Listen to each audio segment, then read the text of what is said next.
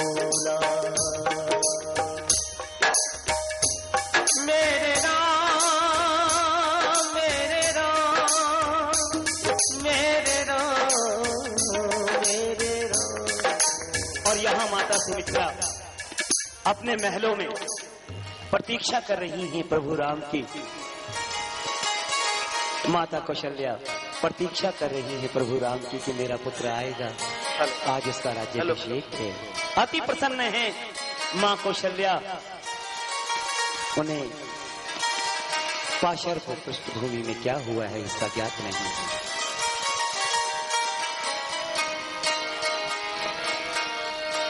रघुकुल तिलक जोड़ी दो हाथा, मुदित मात पद माथा, दीन है आशीष लाई उर्ली है,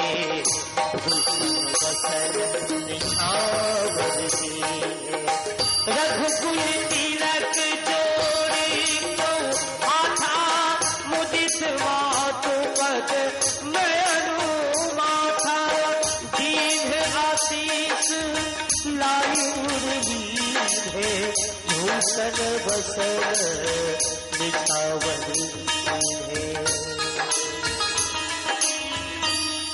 मातेश्वरी प्रणाम।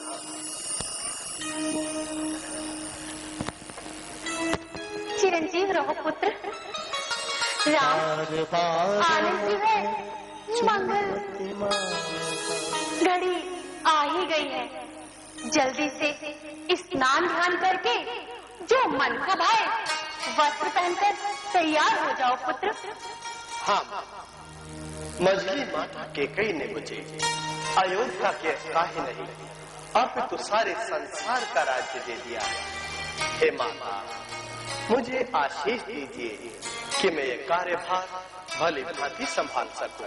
जुग जुग जियो मेरे लाल। परंतु बेटा राम, राज सिंहासन पर बैठने से पूर्व माँ के बनाए इस आसन को ग्रहण करो पुत्र। नहीं माँ, अब मेरा राज सिंहासन पर बैठने का नहीं, अब तो कुशा के आसन पर बैठने का समय आ गया है।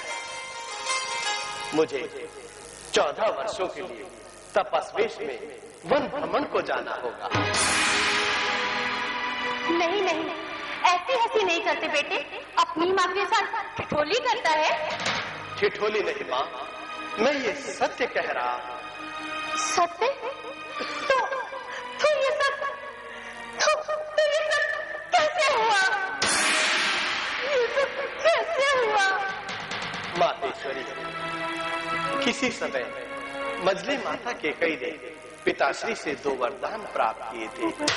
आज उन्हीं 2 वरदानों में से पहले वरदान में भाई भरत के लिए अयोध्या का राज्य मांगा, और दूसरे में क्या? और दूसरे में मेरे लिए 14 वर्षों का वनवास मांगा।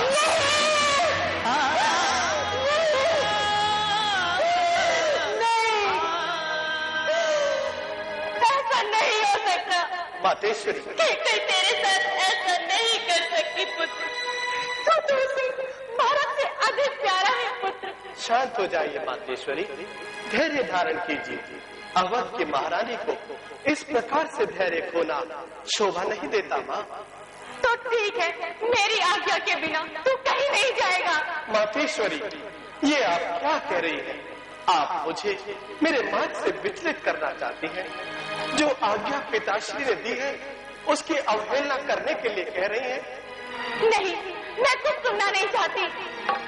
यदि ऐसा ही है तो मैं भी तेरे साथ वनों को चलूंगी। नहीं माँ, नहीं माँ, नहीं।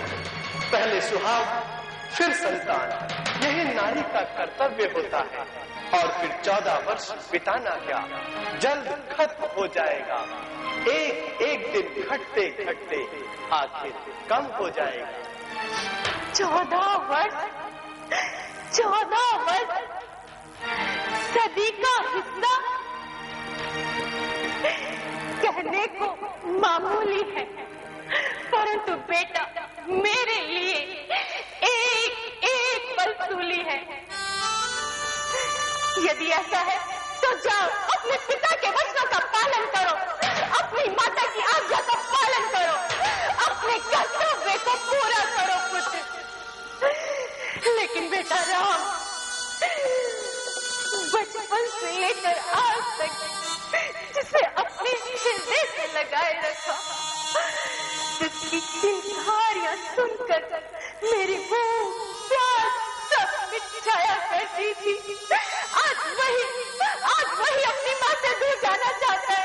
नहीं बेटा, तू मुझे छोड़कर कहीं मत जाना, मुझे छोड़कर कहीं मत जाना बेटा, मैं तेरे बिना नहीं रह सकती बेटा, मैं कौन हूँ नहीं रह सकती।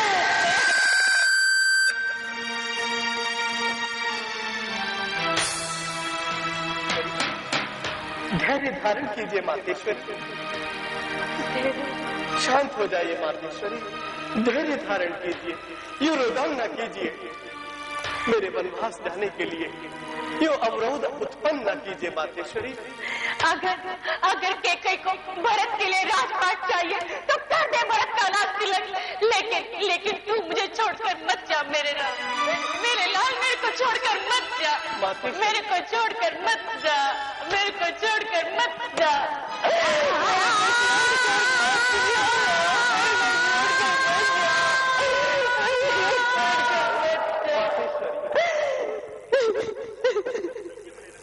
रुदन न कीजिए मातेश्वरी, धैर्य धारण करो माँ। धैर्य कहाँ से लाऊं धैर्य, कैसे बंधाऊं ढाढस, कैसे बंधाऊं ढाढस बेटा राम, कैसे बंधाऊं।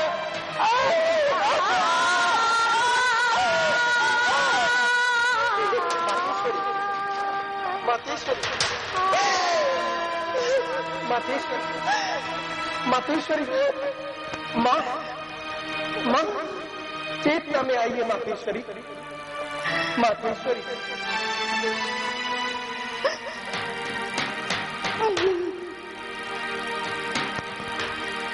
मातेश्वरी, चेतना में आइए मातेश्वरी।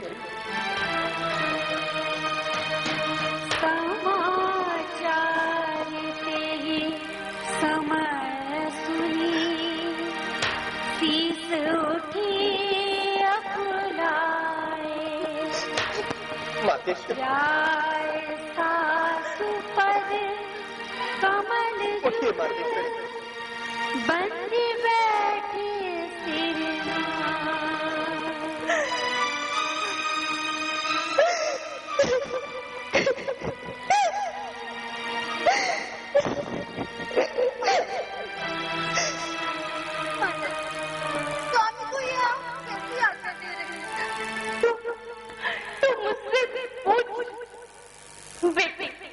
मेरी वाणी में वो बल कहाँ जो तुझे ये समाचार सुनाऊं। आप ही बताएं कि माता जी ने ये कष्ट क्यों? सीते, बात तो बहुत साधारण सी है, इनका दुखी होना मुझे तो व्यर्थ ही जान पड़ता है।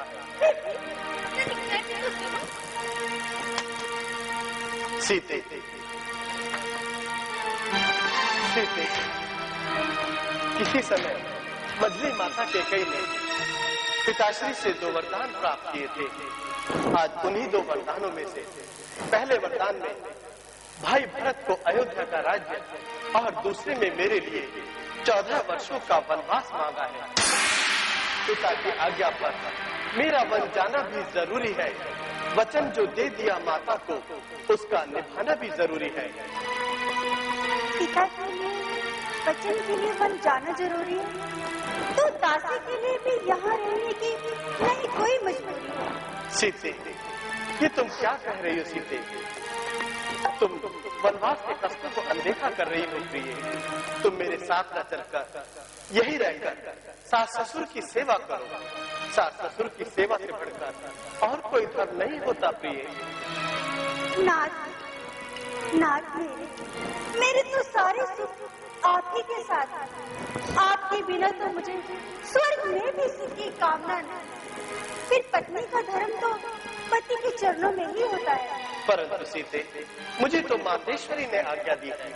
मामा, मुझे भी आज्ञा दे दो ना। तू मुझसे पूछ रही बेटी, वन जाऊं या रहूं यहाँ? मैं तुझसे पूछ रही बेटी, प्राण तजूं या जियो यहाँ? मैंने जनकपुर जाने के लिए तो नहीं कहा। जब मैं डोले में बैठकर यहाँ पर आई थी, तब मेरी माँ ने मुझसे यही कहा था कि सदा अपने स्वामी की सेवा में ही रहना। हाँ, तुम दोनों मिलकर मेरे नैनों की ज्योति ही छीन लो। जानकी, नारी होकर एक माता के हृदय को कुरेद रही हो। क्षमा करना साथ, मेरे कहने का ऐसा विचार नहीं था। यदि आप मुझे यहाँ छोड़ भी जाएंगे, तो फिर आपका आधा शरीर तो अयोध्या में ही रह जाएगा। वो किस प्रकार से सीते? क्योंकि पत्नी तो पति का आधा शरीर होती है। और इस तरह आपका आधा शरीर तो अयोध्या में ही रह जाएगा। कहो सीते, निसंकोच कहो। ना, बस मैं आपसे विनती करना चाहता हूँ। कहो, निसंकोच कहो। यदि आप मुझे अपने साथ नहीं ले जाना चाहते, तो आप एक दिन के लिए यहाँ पर रुक जाइए। वो किस लिए? मेरी चिता को अग्नि देने के लिए। सीते! अब रात छोड़कर कहती, इन चरणों के साथ चलूंगी मैं। यदि आप विभूति लगाएंगे, तो स्वामी भस्म लूंगी मैं। जब जीव आत्मा चल देती, तो कहते रहती प्राण कहाँ? ऐसा ही समझे प्राण। जब नाथ नहीं तो प्राण कहाँ? सीते, मैं किस प्रकार से तुम्हें साथ ले चल सकता हूँ, जब स्वयं को आज्ञा के बंधन में मंजली माँ ने कहा नहीं, सीता भी जाएगी वन में।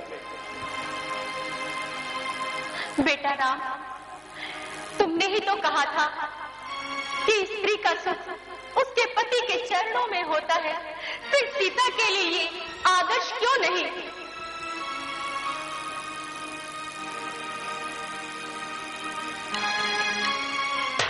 और यदि कुछ दुविधा है, तो मैं तुम्हें आज्ञा देती हूँ पुत्र, कि तुम सीता को अपने साथ लेकर जाओ।